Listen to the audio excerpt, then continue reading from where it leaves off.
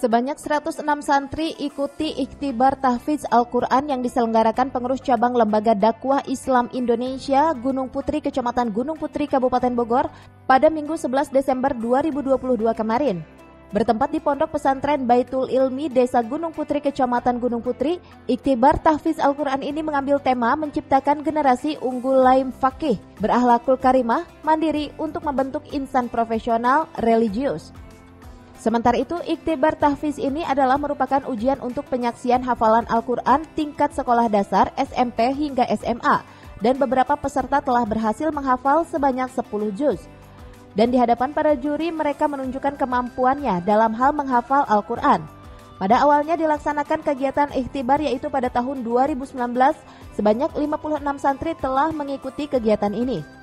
Alhamdulillah untuk hari ini kita menyaksikan dan menghadiri ikhtibar tahfiz Quran yang diadakan oleh PC LDII Gunung Putri, dan ini adalah salah satu dari program Kementerian Agama dalam hal mendukung kemudian mensupport apapun bentuk kegiatan keagamaan, wabil khusus di pondok pesantren yang ada di lingkungan kecamatan masing-masing.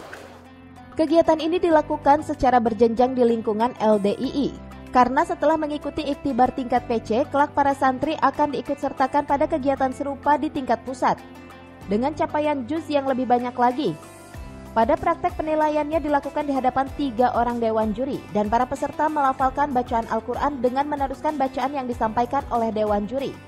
Pesertanya tidak hanya sebatas para santri yang mondok di Ponpes Darul Ilmi, namun juga diikuti oleh beberapa peserta yang berasal dari wilayah Gunung Putri di bawah binaan LDII PC Gunung Putri. Assalamualaikum warahmatullahi wabarakatuh. Kami dari pengurus MUI Kecamatan mengucapkan selamat kepada PC LDII Gunung Putri yang sudah mengadakan ikhtibar tahfiz Al-Quran. Mudah-mudahan acara ini berada dalam keridhaan dan keberkahan Allah Subhanahu wa Ta'ala, sehingga dalam acara ini bisa melahirkan generasi yang Qurani, religius, dan ilmu yang dapat diamalkan dalam kehidupan sehari-hari dan menjadikan bekal untuk dunia dan akhirat anak-anak kita.